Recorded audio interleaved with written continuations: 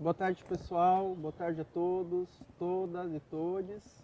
Estamos em mais um episódio do 15 Minutos para a Educação Médica, o programa da BEM para se comunicar com a comunidade acadêmica, conversar sobre assuntos relevantes para a educação médica, de maneira descontraída, mais informal, sem deixar de perder qualidade e importância. Estamos falando aqui da 60ª edição do COBEM em Foz do Iguaçu e estamos nesse cenário, belíssimo, que é o bosque aqui do nosso congresso. E hoje, para falar conosco, a gente convidou o professor Jaime Giolo, da Universidade Federal da Fronteira Sul. E já de antemão, queria agradecer muito pela sua participação, pela sua disponibilidade, já sabendo que o senhor sempre é muito requisitado pelo nosso COBEM, está sempre presente. Eu acho que é um prazer muito grande o senhor estar aí conosco sempre. O professor tem formação em filosofia e história da filosofia e é ex-reitor da Universidade Federal da Fronteira Sul, a UFFS. Nós convidamos o professor hoje para falar um pouco sobre esse trabalho, muito mais que uma pesquisa, mas uma pesquisa de tamanha relevância e importância, ainda mais nos tempos atuais, que fala sobre o sistema de cotas no Brasil e nas instituições federais. A pesquisa tem o título O Sistema Brasileiro de Cotas nas Instituições Federais. A gente já teve algumas atividades para falar sobre ela, mas a gente não poderia deixar de registrar esse trabalho que traz informações consistentes e que certamente irão influenciar o futuro dessas políticas. Bom, já para passar a palavra para o senhor, queria já perguntar, o que foi que motivou o senhor, o grupo de pesquisa do senhor e a universidade a iniciar e realizar esse trabalho, E qual foi o objetivo dele? Boa tarde. Antes de responder a sua pergunta, gostaria de dizer que é uma satisfação participar mais uma vez do COBEM. Eu, depois que liderei o processo da criação de 2 cursos de medicina na Universidade Federal da Fronteira Sul, em Passo Fundo a partir de 2013 e em Chapecó a partir de 2015, naquele fabuloso programa de expansão das escolas médicas federais, a ABEM me descobriu, então me chama às vezes para fazer alguma fala e estar presente nesse congresso importante de formação médica. Estou muito feliz por estar aqui. A política de cotas é de longe a política inclusiva mais importante das instituições federais, não só das universidades, mas também dos institutos federais.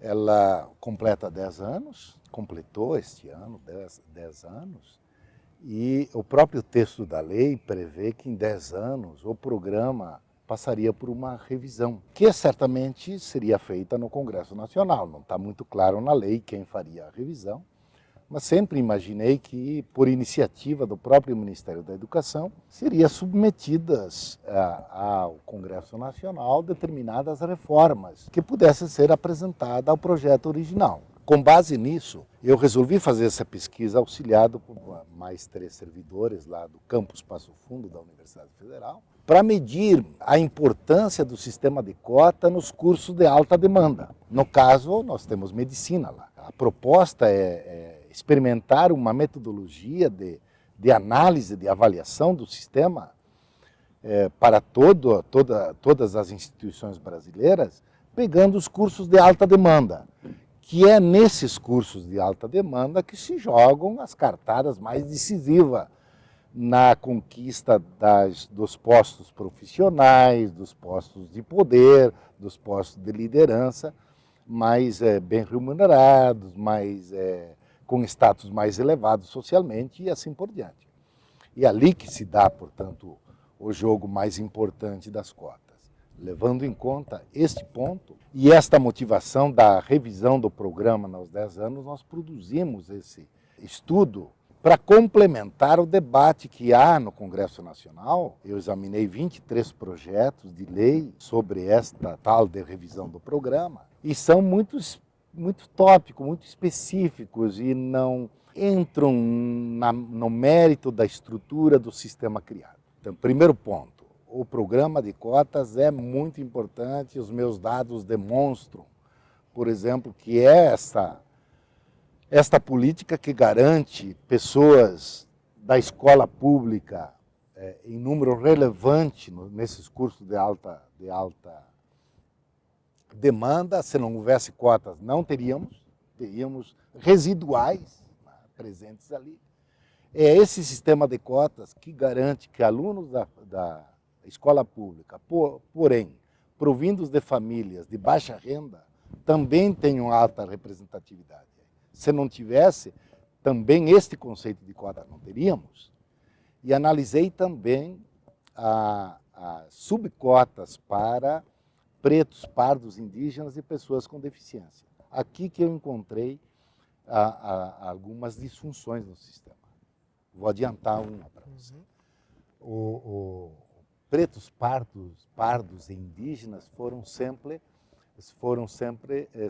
contemplados numa cota única.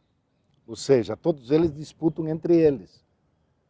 E tem um número de vagas definido pela soma desses segmentos na unidade da federação onde é ofertado o curso, pelos levantamentos de IBGE. O que acontece é que na disputa coletiva pelas vagas, coletiva pardos, pretos e indígenas, os pardos levam praticamente tudo e fecham as portas para os pretos e para os indígenas. Tá? Então o que precisa? Precisa reformar o sistema. Manter o sistema pelas virtudes claras que ele tem, mas dar uma calibragem para que ele cumpra melhor os próprios objetivos do sistema. Então o que nesse ponto eu estou propondo ao Congresso Nacional, ao Ministério da Educação? Esse texto já está, essa pesquisa já está com todos os deputados e senadores. Estou propondo que se faça cotas específicas. Pardos concorrem com pardos, pretos concorrem com pretos, indígenas com indígenas. Aí o nosso padrão seria outro. Por exemplo, em todos os nossos processos seletivos do campus de Passo Fundo, nós tivemos a entrada de 40 pardos, porém só 4 pretos e nenhum indígena nos hipossuficientes. E nos outros, e no não hipossuficientes, apenas um indígena. Isso significa dizer que deixamos de ter a representação forte dos pretos e dos indígenas no curso. E acho que cabe dizer, corrija se eu estiver errado, professor, que de 80% a 90% das vagas são direcionadas para o programa de cotas. Sim, dos ingressos que nós tivemos até agora, 86% provém da escola pública. Nós pegamos o padrão do ensino médio. Quantos por cento dos nossos estudantes fazem ensino médio e escola pública? Daí se dá entre 86% e 90%. Então esse é o nosso padrão de cotas, que eu acho que é absolutamente justo. Reflete a realidade. Reflete a realidade, porque este é o objetivo das cotas. Então, fazendo cotas específicas para pardo, para pretos e para os indígenas, se tivéssemos essas cotas específicas, nós teríamos 30 pretos e 30 indígenas. E assim temos um indígena e 4 pretos no sistema.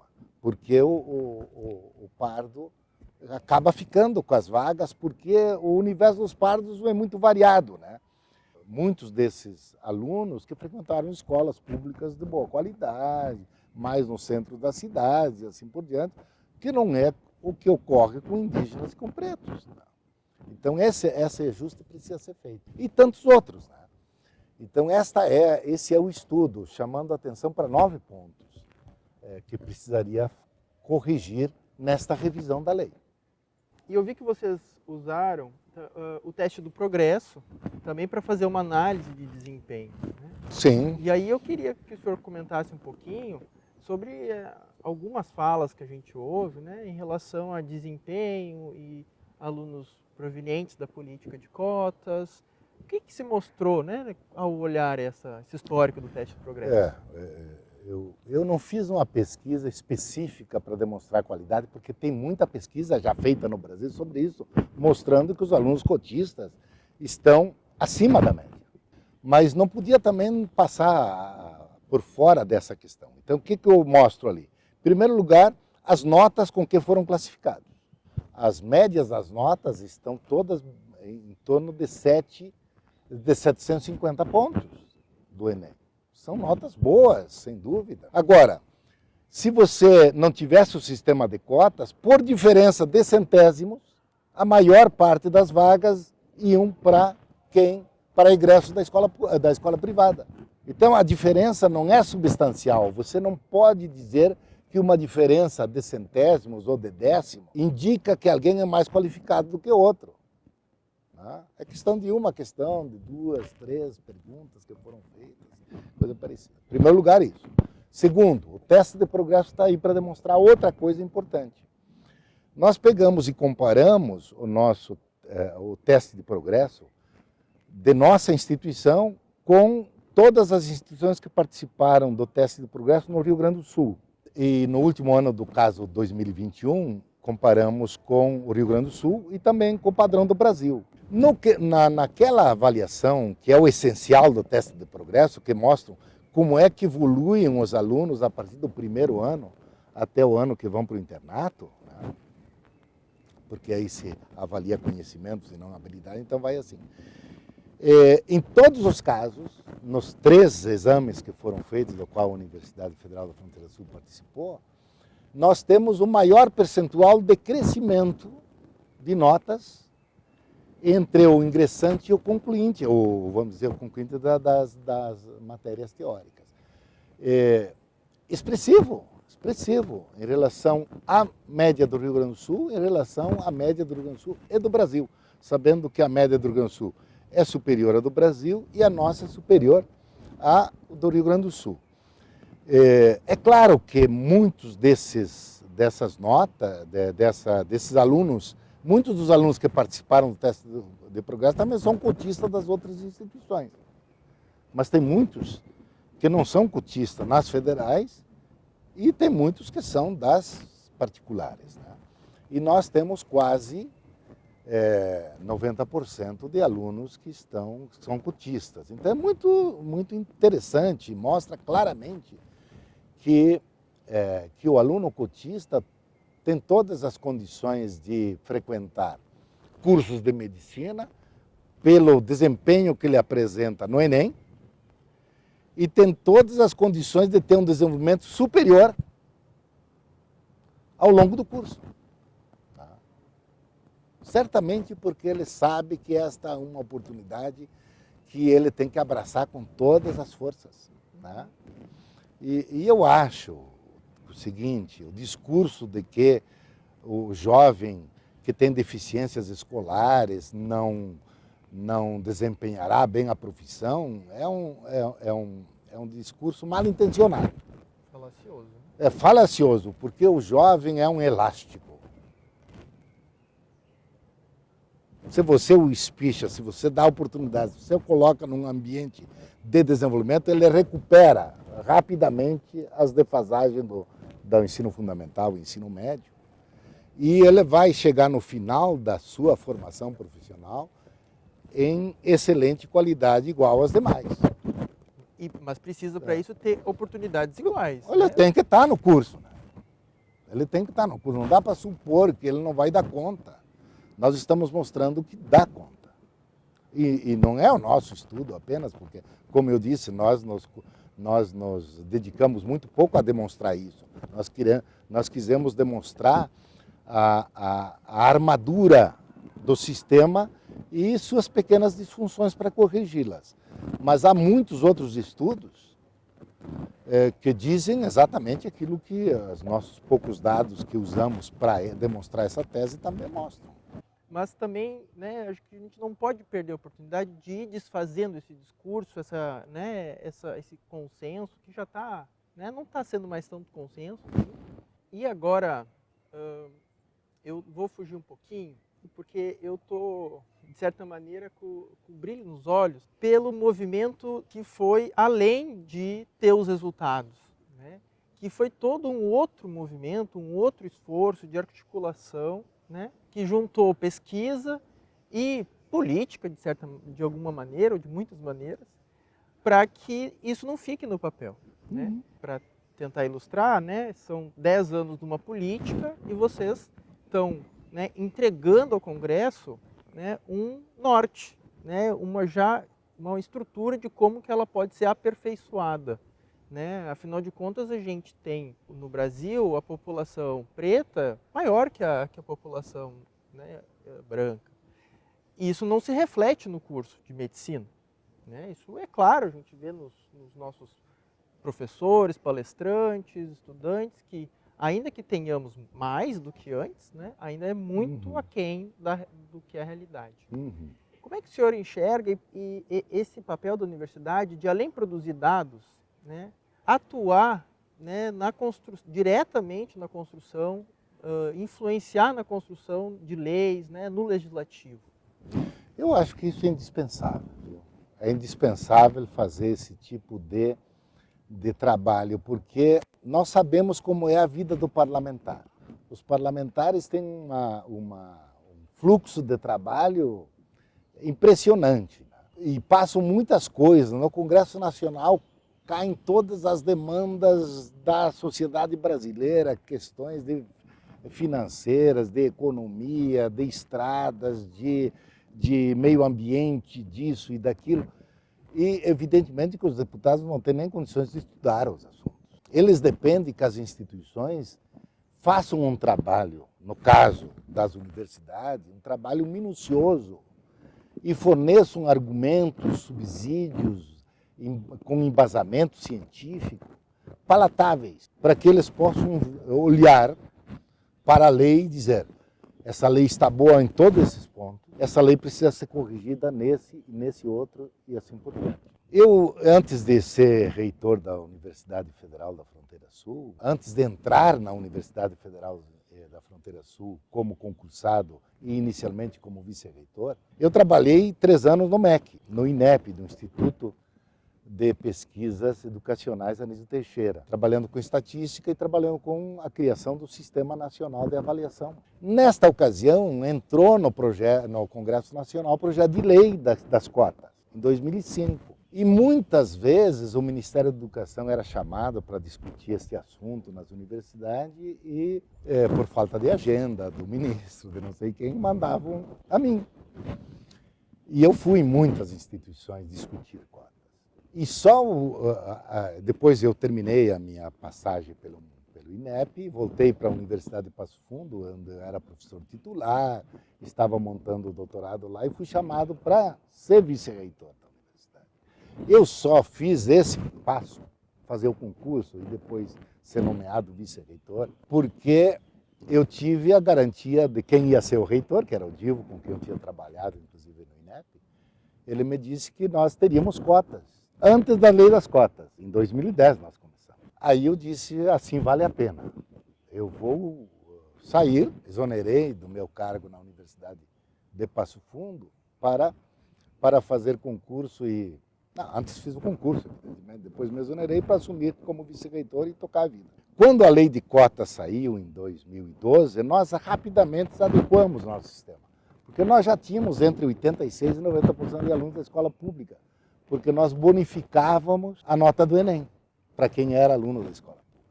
E aí fizemos o plano de implantação das cotas, que a lei dava 4 anos para implantar, 25% a cada ano. Nós implantamos tudo já.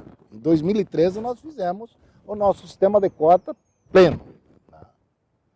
E dali para diante passei a trabalhar sempre aperfeiçoando, não o sistema da política, porque ela está em lei e a gente praticava aquilo que está ali, mas ampliando. Nós fizemos programa Pro-Haiti para alunos haitianos, nós criamos vagas suplementares em todos os cursos, e no primeira turma até do medicina, depois tivemos que tirar, porque a gente não tem autonomia para ampliar vagas no curso de medicina, né?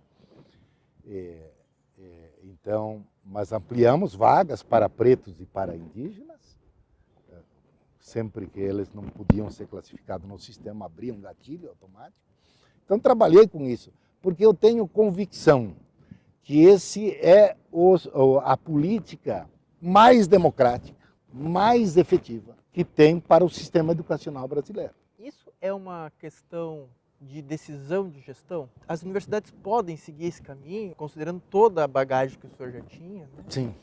Mas precisa querer fazer isso. Precisa querer. Você tem um mínimo que a lei estabelece, mas a lei não fecha, não torna o mínimo o máximo. Quando ela diz, por exemplo, que pelo menos 50% das vagas tem que ser reservada para egressos da escola pública. Ela não diz quanto tem que ser o mínimo 50%. Então eu posso pegar outro critério. Eu peguei o critério da escola pública. A lei também fala, não sei se na lei, mas pelo menos no decreto ou nas portarias ministeriais, fala que para indígenas se pode fazer outros programas. Então nós fizemos um programa para indígena. Pelo sistema de cotas entrou um indígena, não hipossuficiente, inclusive. Mas nós temos 16, eu acho, indígenas na universidade, porque nós fizemos a parte daí. A lei nos facultava a fazer. Outras universidades também criam suas alternativas e tal, para melhorar aquilo ali. Então, cabe sempre uma decisão de gestão dentro do quadrante da lei. Não posso fazer nada contra a lei. Mas aquilo que a lei insinua, é possível fazer. E é importante fazer. Nós quisemos fazer uma universidade pública e popular, para fazer jus, inclusive, a toda a mobilização popular que houve para criar essa universidade. Ela não teria saído se não fosse isso. Né? E pelo que a gente percebe, por exemplo, por que é que precisamos fazer cotas grandes para a escola pública? Se eu pego os 500 municípios da região de abrangência da Universidade Federal da Fronteira Sul, eu te garanto que 90% deles não têm escolas particulares de ensino médio. Só tem escolas públicas. Então, eu, ao tomar o padrão do Estado, ainda não estou contemplando bem a região. Que a região provavelmente seja maior, esse percentual da escola pública. Que é outro desafio. E precisa valorizar. Eu acho que quando o aluno da escola pública sente que pode entrar na Universidade Federal, fazer medicina, fazer engenharia, fazer os cursos mais disputados, ele acaba criando uma motivação interna na própria educação básica.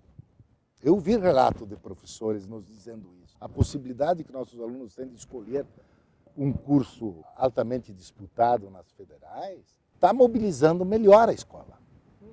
É um outro subproduto importante do sistema de cotas.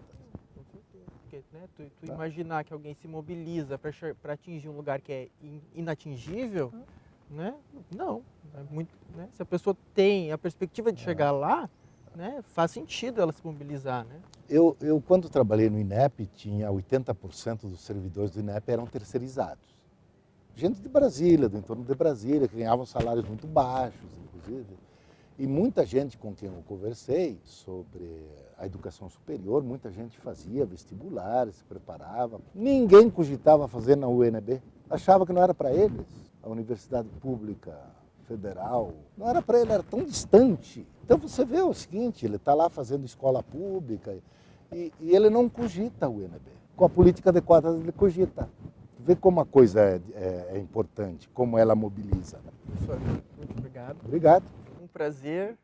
Eu tenho certeza que muita gente, muita universidade vai ficar com inveja, porque, olha, já ouvi falar muito, né, dos feitos da Universidade Federal da Fronteira Sul, né, no tempo que o senhor esteve à frente. E, enfim, o senhor é uma inspiração para nós, jovens educadores, os alunos, acadêmicos. Pessoal, obrigado pela atenção, por nos assistirem até o final. Fiquem ligados que a gente vai ter novos episódios. Agradecer ao pessoal do cinema da Unila que está aqui nos dando suporte. Pelo profissionalismo de vocês, né? Vocês vão ser grandes profissionais da comunicação.